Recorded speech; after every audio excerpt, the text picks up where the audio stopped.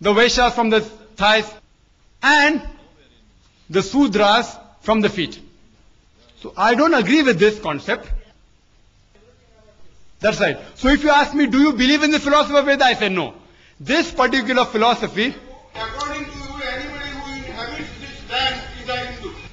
Yes. Yes. Geographically said that. So everybody should be. Yes. Brother rightly said that anyone who inhabits India has to be Hindu, but natural. Anyone living in America is a citizen of America. He has to be American. Very good. Alhamdulillah. So anyone living. Yes. That's it. I agree with you, brother. Geographically, everyone living in India is a Hindu. So I completely agree with it. By the geographical definition, if you say that anyone who lives in India is a Hindu, it's correct. Any scholar will agree, anyone living in India is a Hindu. Geographically, I'm a Hindu. But because I stay in India, can I be a Muslim? Yes. Of course. So a person, can a Muslim be a Hindu? Yes. If the Muslim is living in India, he can be a Hindu. But if a so-called Hindu lives in America, he's not a Hindu. You know that? He's an American. So Hinduism cannot be called a universal religion, according to the scholars. Hindu is the religion of India only. It's not a religion, it's a geographical definition. According to Swami Vivekananda, who is a great scholar, he said Hinduism is a misnomer. You know misnomer? Misnomer means a wrong label given. They should be called as Vedantists. So if you ask me, am I a Hindu? I will tell you, if Hindu is a person living in India, by all means I am a Hindu. But if you say Hindu is a person who worships, as the person said, that if you believe in so-and-so gods who have got forms, etc., and who have got heads and hands, etc., then I am not a Hindu. But if you mean a geographical definition, yes, I am a Hindu. Similarly, can a Hindu be a Muslim? Yes, an Indian can be a Muslim. A Hindu can be a Muslim. But if that Indian does idol worship, he can't be a Muslim. Because the Quran says in Surah Nisa chapter 4 verse 48 and Surah Nisa chapter 4 verse 116 that Allah subhanahu wa ta'ala never forgives the sin of committing shirk, associating partners. Any other sin if he wishes, he may forgive. But shirk he'll never forgive. So an Indian living in India, geographical Hindu, can be a Muslim. But if that geographical Hindu, Indian, breaks any commandments, that is, the basics of concept of God, believe in Prophet Muhammad sallallahu alaihi wasallam, then he cannot be a Muslim. Any Muslim who follows the Quran and lives in India, he is an Indian Muslim. Hope it's very clear for you. He is a Hindu Muslim. Two things I want to make very clear. First, you might not have properly heard me. Brother, I think as far as the question answer session goes, we'll allow normally one question. You put your question completely as a question rather than lecture, and let the speaker answer. After the question answer session is over, after the program is over, and when others who might not be interested in discussion, we'll welcome discussion after the program, so everyone else is not blocked up on one question, and we give opportunities to many other people. We will allow. Yes, Advocate Hegde. Question answer व्हावे, debate होऊ नये. आपण जे करताय ते डिबेटच्या पद्धतीने करताय, नंतर त्याच्यावर होऊ शकेल. जर कोणाला प्रश्न विचारले त्याची उत्तरं स्पीकर देतील. प्रश्नांची जी उत्तरं आम्हाला मिळाली त्यामुळे आमचं समाधान झालं नाही. आपण बसावा खाली, दुसऱ्याला प्रश्न विचारा. नाही, ठीक आहे, त्याची काही हरकत नाही आम्हाला. फक्त प्रश्न असा आहे, आणखी आता एक प्रश्न मी विचारतो. Excuse me, brother. की Brother, excuse me. I'll put forward the question on the slip. Mr. Mehta asks, why are most of the Muslims fundamentalists and terrorists? The question posed is by Brother Mehta, why are most of the Muslims fundamentalists and terrorists? The question is posed, I give the answer. If you like it, you take it. If you don't like it, leave it. Quran says in Surah Baqarah chapter 2 verse number 256, La ikraha fid deen. There is no compulsion in religion. Truth stands out clear from error. I present the truth to you. If you like it, you take it. If you don't like it, you reject it. No problem. There is no compulsion in religion. La ikraha fid deen. Surah Baqarah chapter 2 verse 256. Brother Mehta has asked a question that why are most of the Muslims fundamentalists? Why are they terrorists? What is the meaning of the word fundamentalist? Fundamentalist is a person who follows the fundamentals. For example, a person, to be a good mathematician, he should know, he should follow and practice the fundamentals of maths. He should be a fundamentalist in the field of maths to be a good mathematician. For a person to be a good scientist, he should know, he should follow and practice the fundamentals of science. He should be a fundamentalist in the field of science to be a good scientist. For a person to be a good doctor, he should know, he should follow and practice the fundamentals of medicine. He should be a fundamentalist in the field of medicine to be a good doctor. You cannot paint all fundamentalists with the same brush. You can't say all fundamentalists are bad or all fundamentalists are good. For example, you have a fundamentalist robber who's expert in the field of robbing. But he's harmful for the society. He robs the people and doesn't promote brotherhood. He is not a good human being. On the other hand, you have a fundamentalist doctor who follows and practices the fundamentals of medicine and he cures the sickness of human beings. He is a good person. He helps the human being. So you can't paint all fundamentalists with the same brush. Regarding Muslim, the fundamentalist, I am proud to be a fundamentalist Muslim because I know, I follow, and alhamdulillah strive to practice the fundamentals of Islam. I am proud to be a fundamentalist Muslim, and every Muslim, to be a good Muslim, should be a fundamentalist Muslim. Otherwise he can't be a good Muslim. Every Hindu, to be a good Hindu, he should be a fundamentalist Hindu, otherwise he not be a good Hindu. Every Christian, to be a good Christian, he should be a fundamentalist Christian, otherwise he won't be a good Christian. Regarding is a fundamentalist Muslim good or bad? That's the question. Alhamdulillah, the fundamentals of Islam, there is not a single fundamental of Islam which is against humanity. So far, many of the brothers pose certain questions because of the misconception. Because of the misconception, you may think that this teaching of Islam is wrong. Like brother said, having cow is wrong and I gave the answer. Brother said about certain things and I gave the answer.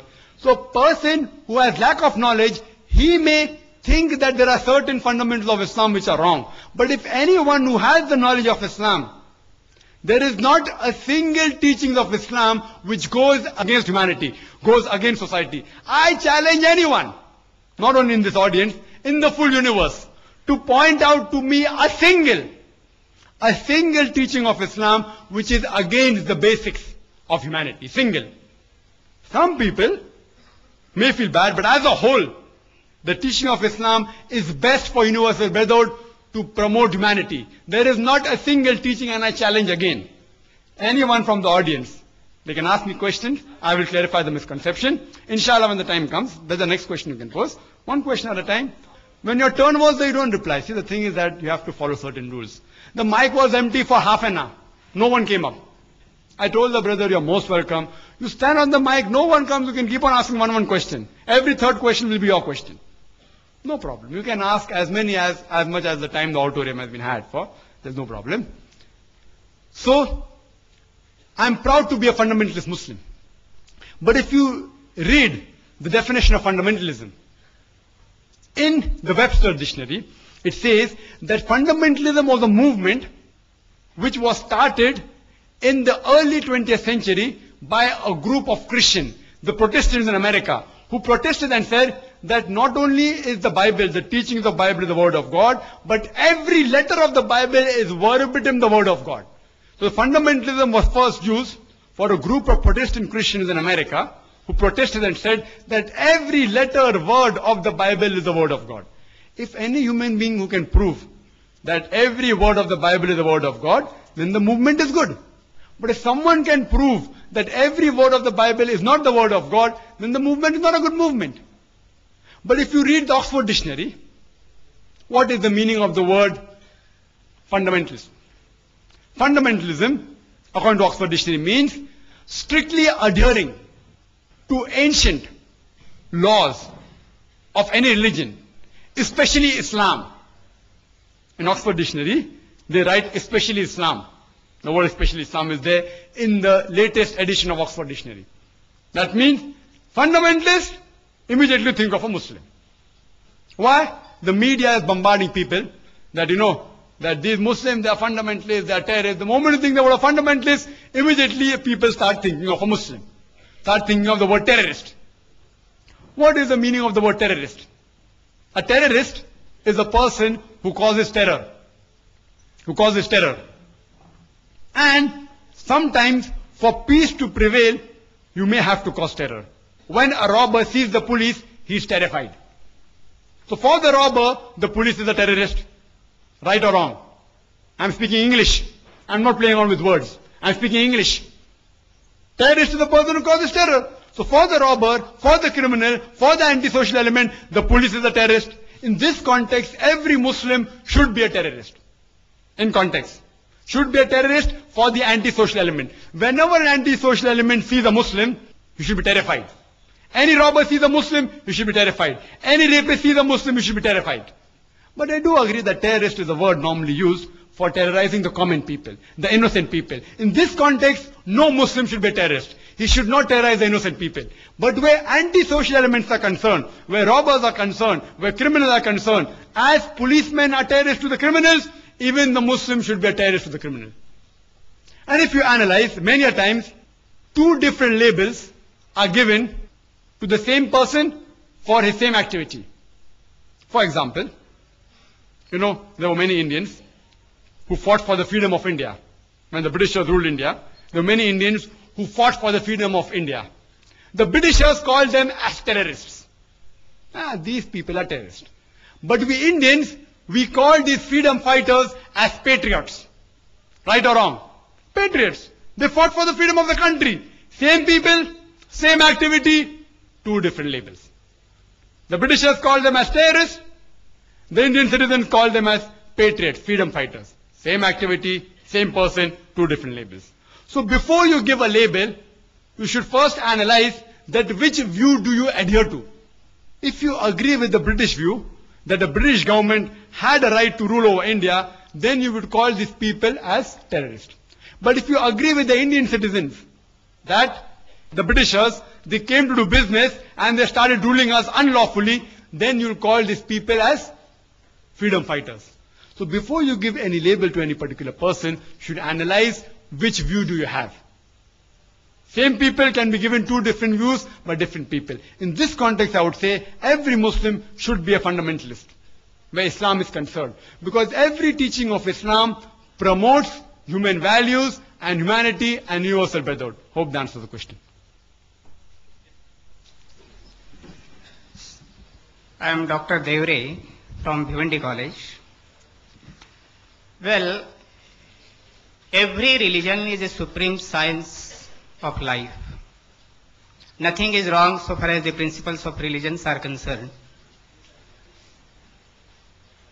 But the formulation of principles is a different thing and execution of these principles is a different thing. Actually, where there is no relationship of blood, the relationship is to be established by the religions. Actually, what we find,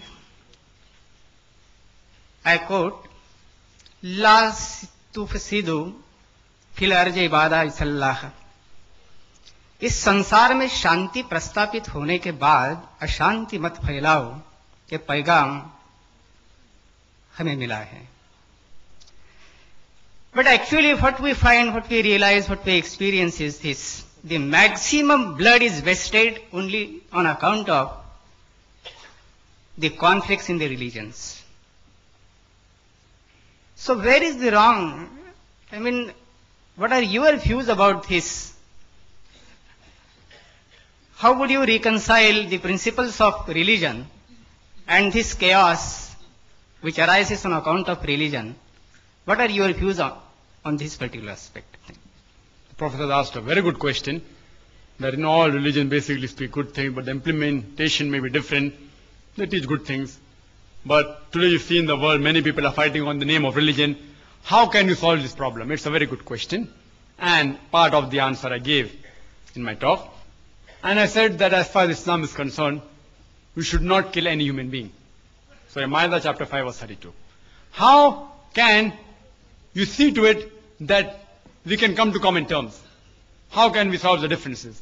That also mentioned in my talk in Surah Al-Imran chapter 3 verse 64, which says that ta'alaw ila kalmatin sawa'in bayna bainakum, that come to common terms as in us and you. If suppose you have 10 points and I have got 10 points. If out of those 10 points, if 5 points are common and 5 are different, I at least agree with those 5 points which are common. The differences will come to it later on. Quran says, ta'alaw ila kalmatin sawa'in bayna bainakum, that come to common terms as in us and you.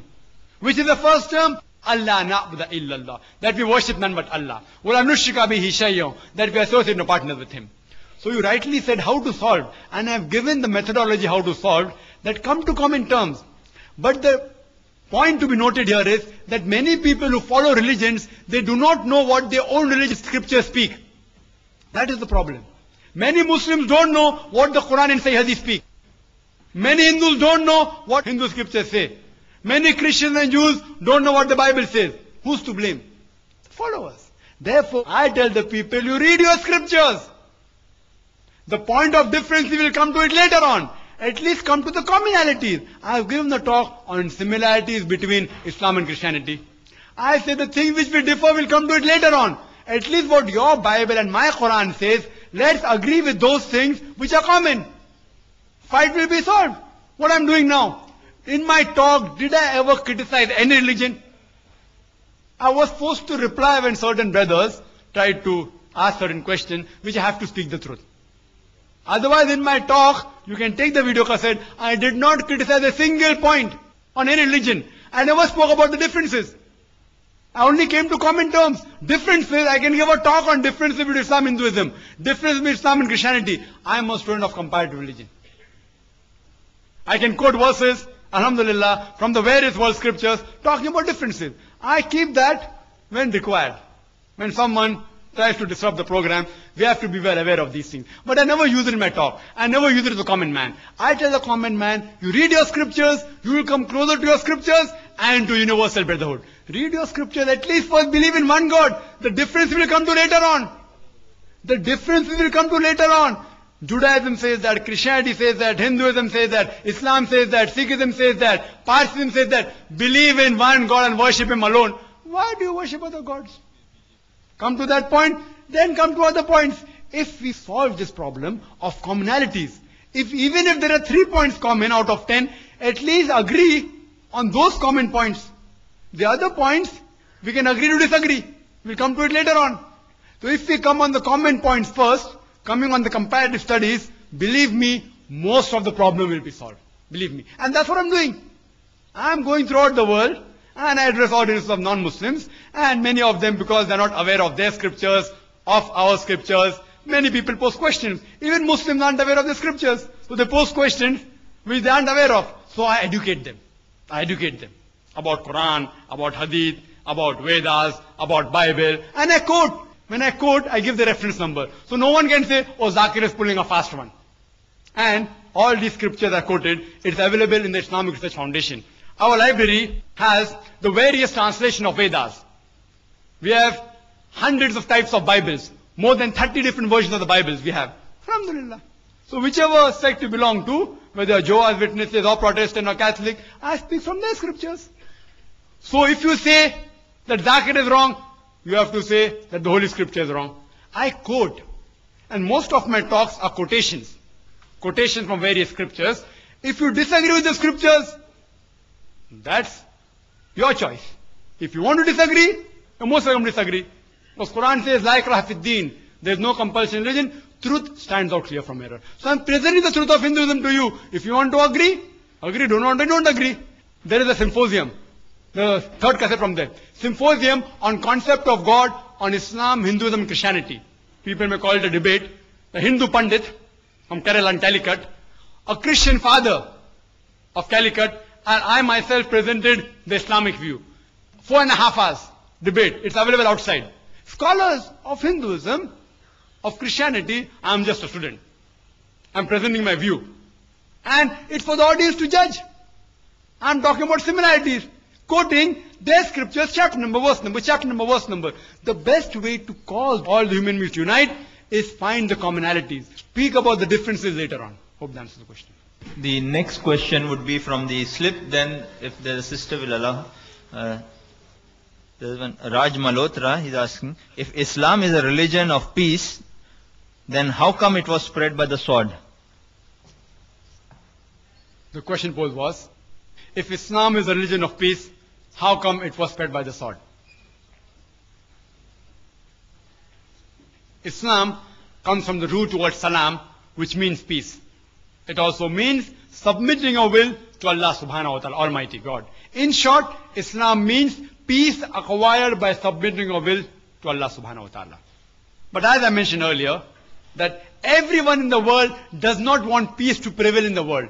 There are certain antisocial elements for their own benefits. They don't want peace to prevail. The robbers, the criminal. If peace will prevail, they will go out of business. So for their own benefits, there are certain human beings who don't want peace to prevail. So for such types of people, force may have to be used. Therefore, we have police, etc.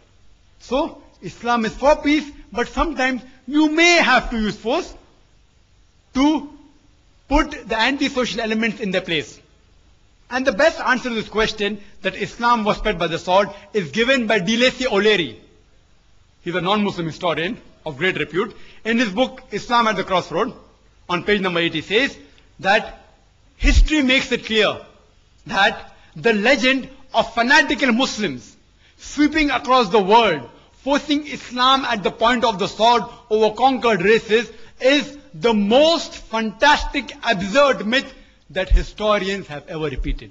De Lacy O'Leary, page number 8, book Islam at the Crossroad. I'm asking you a question, that we Muslims, we ruled Spain for about 800 years. Later on, the Crusaders came and they wiped out the Muslims. There was not a Muslim who could openly give the azan, the call for prayers. We didn't use any force. You know, we Muslims, we ruled the Arab lands for about 1400 years. For a few years the Britishers came, for a few years the French came, but overall the Muslims were the lordship of the Arab land for 1400 years.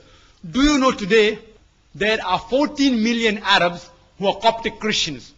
Coptic Christian means they're Christians since generations. Since generations.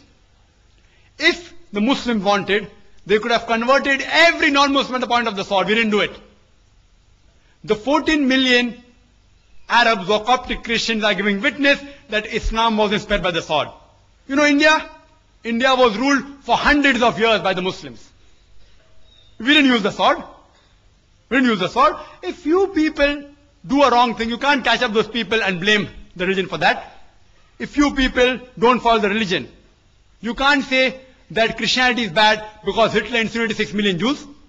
If Hitler incinerated 6 million Jews, burned 6 million Jews, you can't blame Christianity for that. There may be black sheep in every community, but we Muslims, we ruled India for hundreds of years.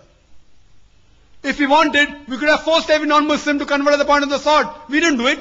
The non-Muslims of India today, more than 80%, they are giving shahada, they are giving witness. You non-Muslims present here are giving witness that Islam wasn't spread by the sword.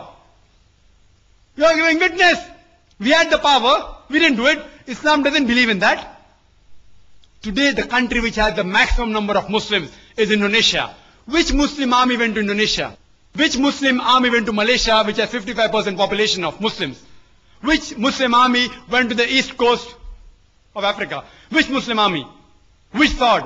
Thomas Carlyle gives the reply. Thomas Carlyle, he writes in his book, Heroes and Hero Worship, that you have to get the sword.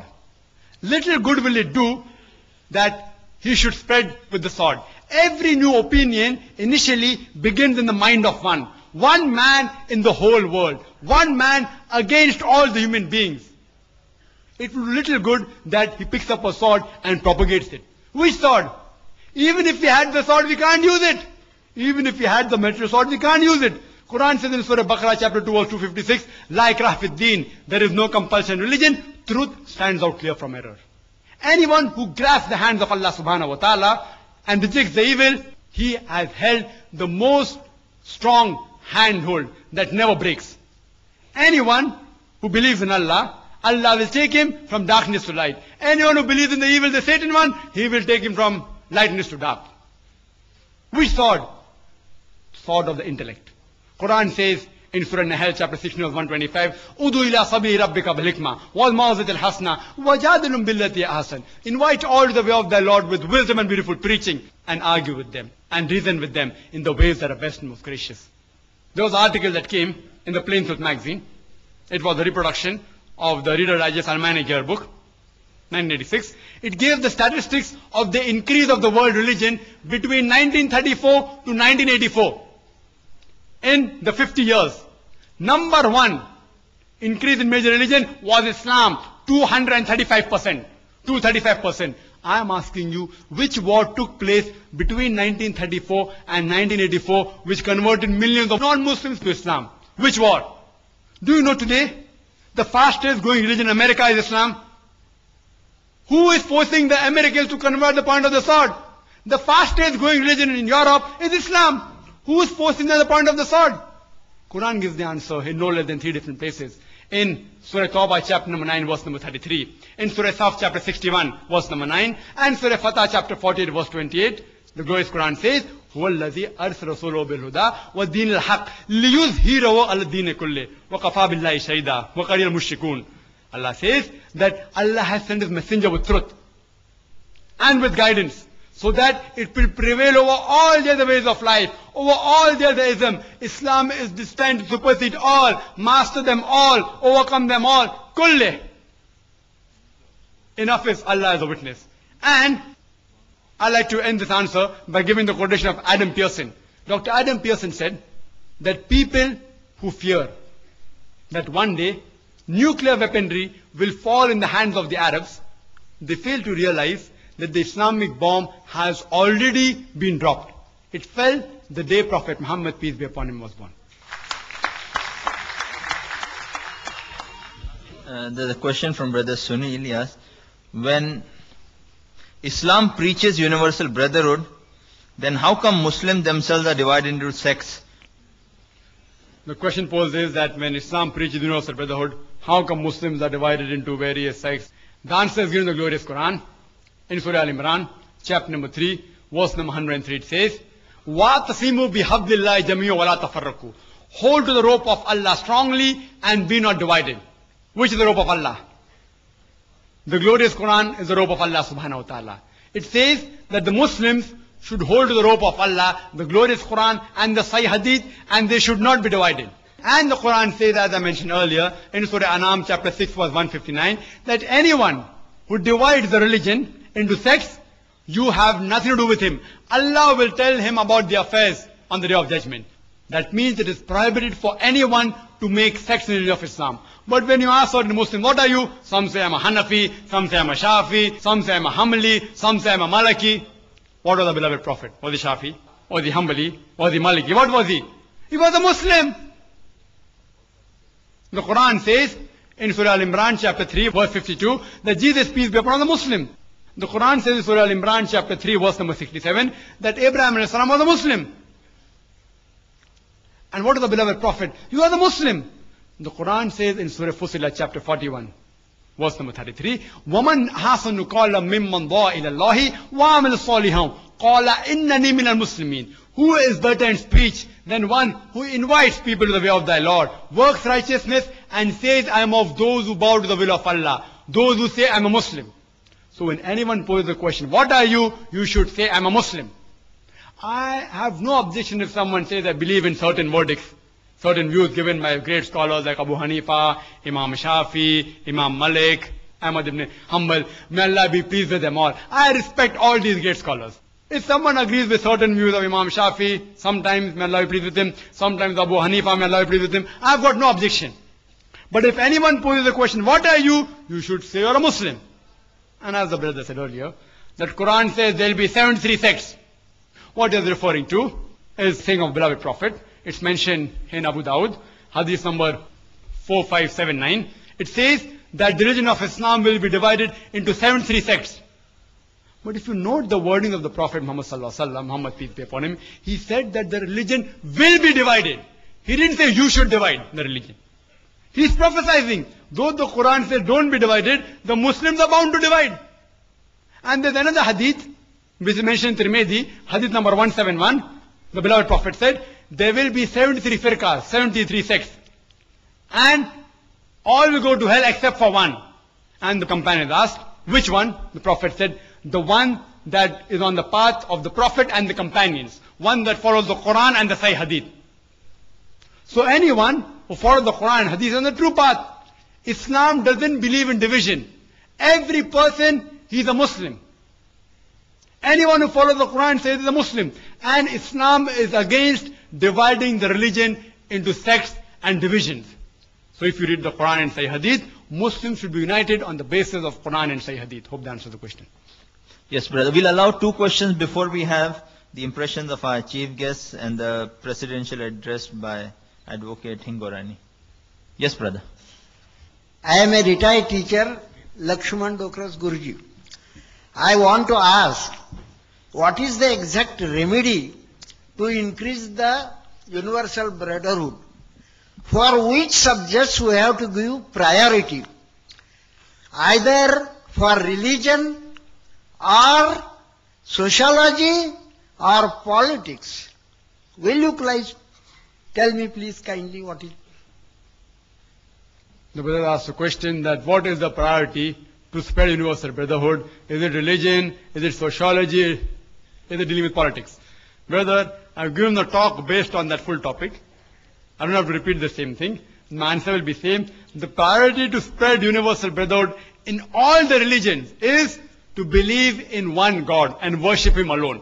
That is the basic priority. I've repeated that in the talk. I've repeated answers to several questions, and I'm repeating it again. The basic priority is not sociology or politics. That come later on. Politics deals with brotherhood which is limited. Sociology which is limited. Believe in one God is universal. He is the one who created all human beings, whether male or female, whether black or white, whether rich or poor. So if you believe in one God and worship Him alone, then there will only be universal brotherhood. Hope that answers the question. The next question, I think is something connected. One brother Prabhu is asking, all the religions basically preach good things. Thus a person can follow any one of the religion. It is one and the same. The question posed is that all the religion basically teach good things. So you can follow any religion. It's one and the same. And I do agree with him in the first part of the question that all religions do basically preach good things. For example, all religions say you should not rob, you should not molest a woman, you should not rape her. Hinduism says that, Christianity says that, Islam says that. But the difference between Islam and the other religions is that Islam, besides speaking of good things, it shows you a way how to implement those good things. Like all religions speak about brotherhood. But Islam practically shows you, it demonstrates how to practice it in your day-to-day life. Salah, Hajj, etc. So Islam, besides speaking theoretically, it shows you a way how to practice it in your life. For example, Hinduism says you should not rob. Christianity says you should not rob. Islam says you should not rob. So what's the difference between Islam and the other religions? Islam shows you a way how to achieve that state in which people will not rob. Islam has a system of zakat. That is, every rich person who has a saving of more than the nisab level, 85 grams of gold, he or she should give 2.5% of that excess wealth in charity every lunar year. If every rich human being gives charity, poverty will be eradicated from this world. There will not be a single human being who will die of hunger. After this, the glorious Quran says in Surah Maida, chapter number 5, verse number 38, as to the thief, be it a man or a woman, chop off his or her hand as a punishment from Allah subhanahu wa ta'ala. Some people may say, chopping off the hands in this age of 20th century, Islam is a barbaric religion. It's a ruthless law. And I do know that there are thousands of people who rob. So if you chop off all the people, then many people lose their hands. But the law is so strict that the moment you implement it, and if a person comes to know that his hands will be chopped off if he robs, immediately the thought of robbing will go away from his mind. Do you know today America, which happens to be one of the most advanced countries in the world, unfortunately, it also has one of the highest rates of crime. Highest rate of robbery and theft. I'm asking you a question. If you implement the Islamic Sharia in America, that is every rich person gives zakat, 2.5% of his excess wealth in charity, and after that if any man or woman robs, chop off his or her hand, I'm asking you a question. Will the rate of robbery and theft in America, will it increase? Will it remain the same or will it decrease? It will decrease. It's a practical law. You implement the Sharia and you get results. Let me give you another example. That most of the major religions say that you should not molest a woman, that you should not rape a woman. Hinduism says that, Christianity says that, Islam says the same. But Islam shows you a way how to achieve that state in which people will not, men will not molest or rape a woman. Islam has a system of hijab. People normally talk about hijab for the women. But Allah subhanahu wa ta'ala in the glorious Quran first speaks about the hijab for the man and then for the woman. The glorious Quran says in Surah Nur chapter number 24 verse number 30 that say to the believing man that he should lower his gaze and guard his modesty. Whenever a man looks at a woman and any brazen thought comes in his mind, any unashamed thought comes in his mind, he should lower his gaze. There was once a friend of mine, who was a Muslim friend, who was staring at a girl for a long time. So I told him, brother, what are you doing? It's prohibited in Islam to stare at a girl. So he told me, our beloved Prophet said that the first glance is allowed, the second is prohibited. I have not yet completed half my glance. What did the Prophet mean by saying the first glance is allowed, the second is prohibited? He didn't mean that you can look at a woman and stare continuously at her for 20 minutes without blinking. What the Prophet meant that if you look at a woman unintentionally, intentionally don't look at her again. Don't feast on her. That's what the Prophet meant. The next verse speaks about the hijab for the woman. Surah Nur chapter 24 verse 31 says that say to the believing woman that she should lower her gaze and guard her modesty. And display not her beauty except what appears ordinarily of. And to draw a head covering over the bosom. And display not her beauty except in front of her husband, her father, her sons, etc. And a big list of mahram, the close relatives who she can't marry is given. And there are basically 6 criteria for hijab. The first is the extent which differs between the man and the woman. For the man, the extent is from the navel to the knee. For the woman, the complete body should be covered. The only part that can be seen are the face and the hands up to the wrist. Some scholars say even this should be covered. The remaining 5 criteria are the same. The second is the clothes they wear, it should not be so tight that it reveals the figure. Third, it should not be transparent so that you can see through. Fourth, it should not be so glamorous that it attracts the opposite sex. Fifth, it should not resemble that of the unbeliever. Sixth, it should not resemble that of the opposite sex. These are basically 6 criteria for hijab mentioned in the Quran and the Sahih Hadith. And the Quran says in Surah Ahzab chapter 33 verse number 59, giving the reason for hijab. It says, O Prophet, tell your wives and the believing women that when they go abroad, they should put on the cloak so that they shall be recognized and it will prevent them from being molested. Quran says, hijab has been prescribed for the women so that it will prevent them from being molested. And the Islamic Sharia says, if anyone rapes any woman, he gets capital punishment.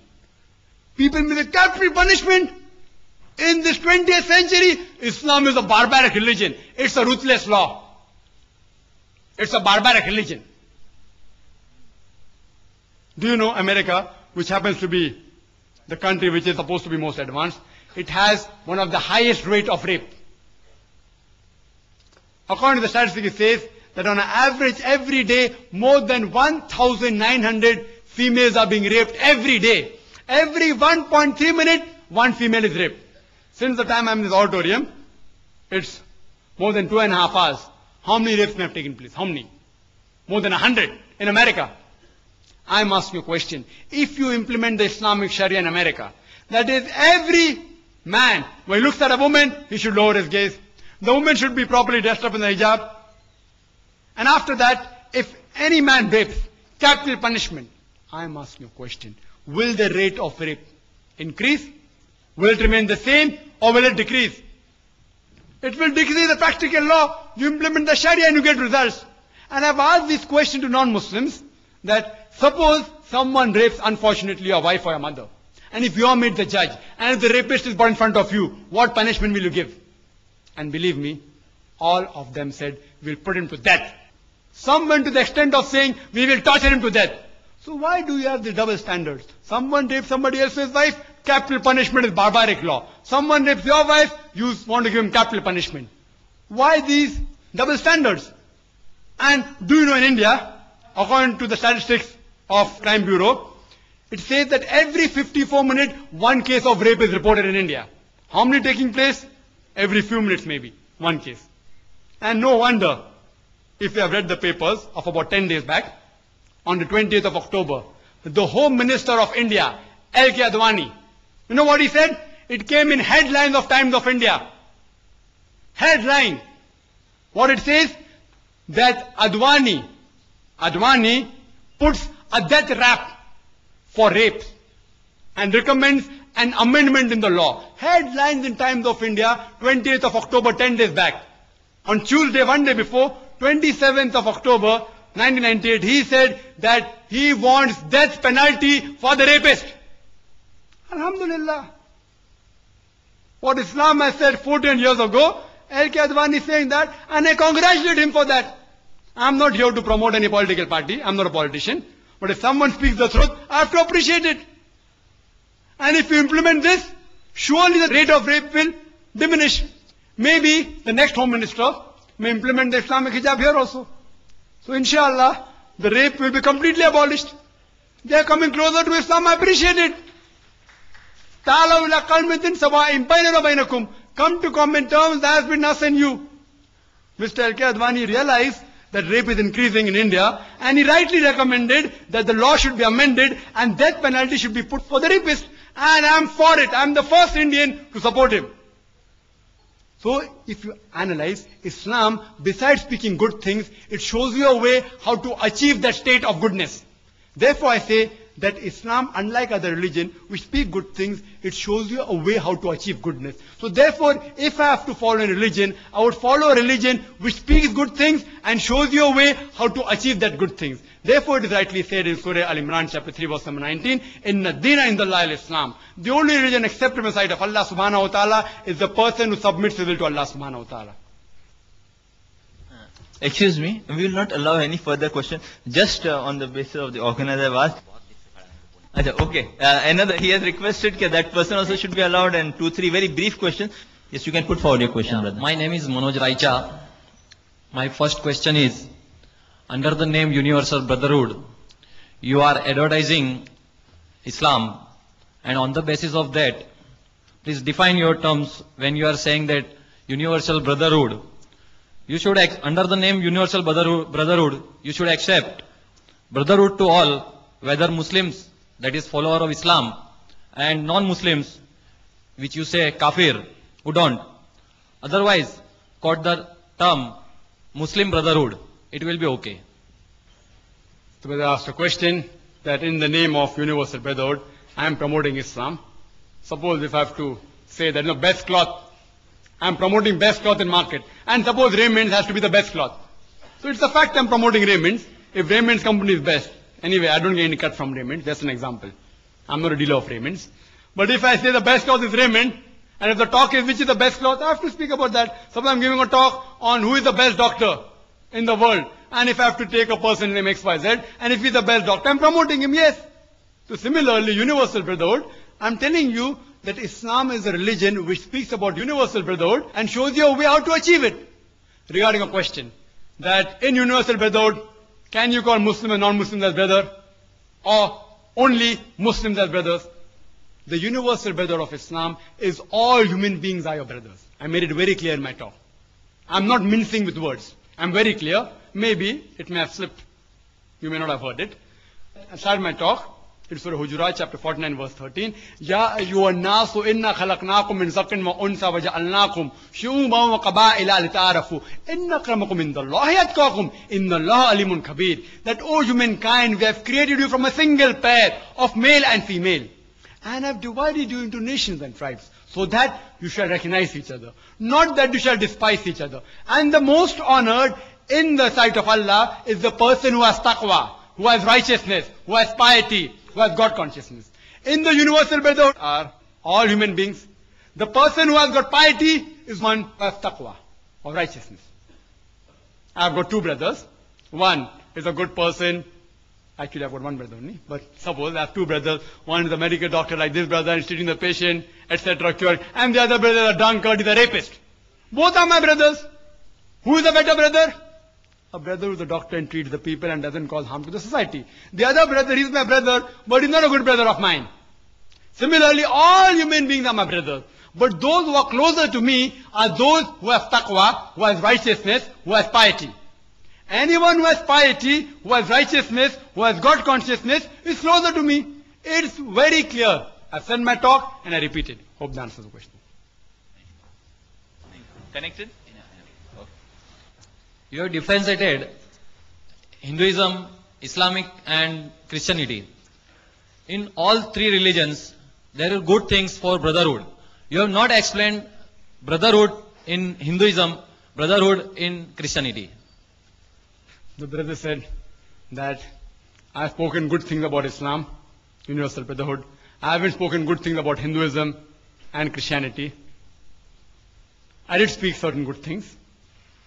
I didn't speak everything about brotherhood in Hinduism and Christianity because people may not be able to digest it here. This is what I'm saying, people can't digest. I have to be patient. I know Christianity, I have studied the Bible. I have studied the Hindu scriptures.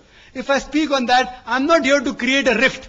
What I'm here to talk about the commonalities. So what is common I spoke? Hinduism says don't rob, Christianity says don't rob, don't molest, don't rape, fine. Other things on brotherhood. Do you know? Just a sample I'm giving you. Jesus Christ, peace be upon him, said. It's mentioned in the Gospel of Matthew, chapter number 10, verse number 5 to 6. It says, I'm quoting, chapter number, verse number quoting. There is no two doubts about it. He told the apostles that go ye not into the way of the Gentiles, but rather go to the lost sheep of the house of Israel. Who are the Gentiles? The non-Jews, the Hindus, the Christians. We are the Gentiles. Don't throw pearls before pigs. He calls us as pigs. Am I going to speak about that? Jesus Christ, peace be upon him, says in the Gospel of Matthew, chapter number 15, verse number 24, he says that I have not been sent but to the lost sheep of the house of Israel. I'm quoting chapter number, verse number. So this means that that religion is only meant for the Jews, not for the whole universe. In other religions, they believe in monasticism. In monasticism. If you have to come closer to God, you have to renounce the world. You have to renounce the world. Most of the major religions, Hinduism says that, Christianity says that, to come closer to God, you have to renounce the world. Quran says in Surah Hadith, chapter 57, verse number 27, that it's against monasticism. Monasticism is not allowed in Islam. Our beloved Prophet said, there's no monasticism. It's mentioned in Sahih Bukhari, volume number 7, in the book of Nikah, chapter number 3, hadith number 4. O young people, whoever has the means to get married, should get married. Hadith says that. If I agree that if you renounce the world, you come closer to Almighty God, and if every human being renounces the world today, then within a span of 100 to 150 years, there will not be a single human being alive in this world. If everyone practices this law throughout the world, where is the universal brotherhood? Therefore, brother, I am only come to talk about the good points. Unless you want to have knowledge about other religions, it's my job. I have to speak the truth. Quran says in Surah Isra, chapter number 17, verse number 81, وَقُلْ جَعَ الْحَقِّ وَزَاقَ الْبَاطِلِ إِنَّ الْبَاطِلَ كَانَ زَهُوقًا. When truth is hurled against falsehood perishes. For falsehood is by its nature bound to perish. Hope that answers the question. Yes, the Chief Guest has requested we not allow any further questions now from the mics, neither from here. We'll now go into the next session. Now we'll have the respected advocate Prabhakar Rao Hegde presenting his impressions as the Chief Guest.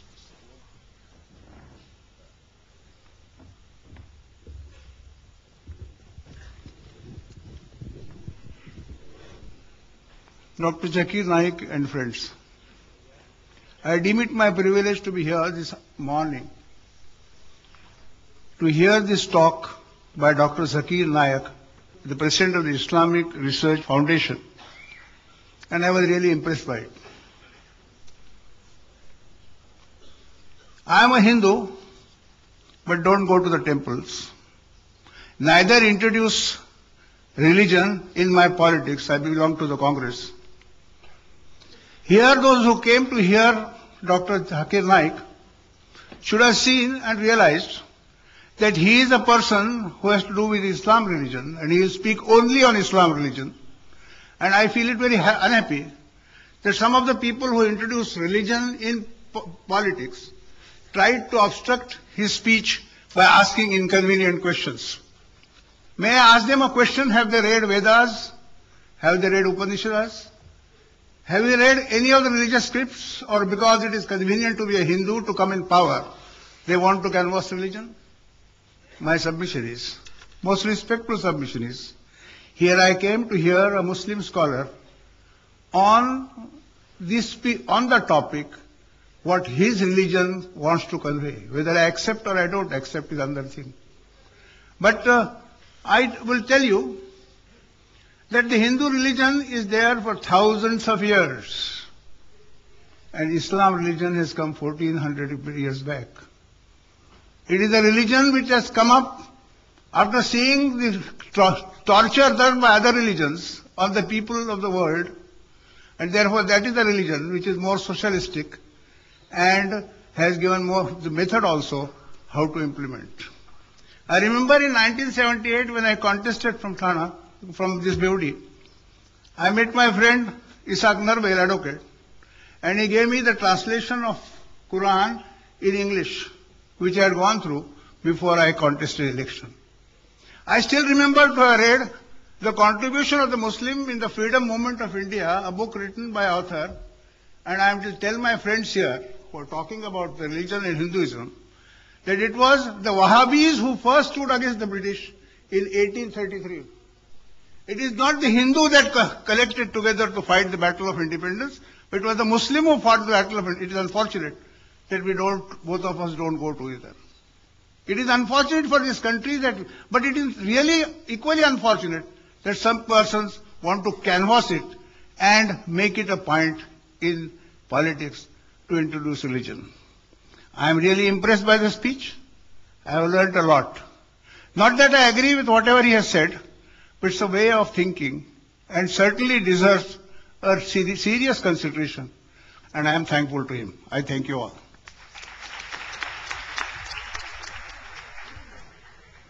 May I now request respected advocate K.R. Hingorani to present his presidential address.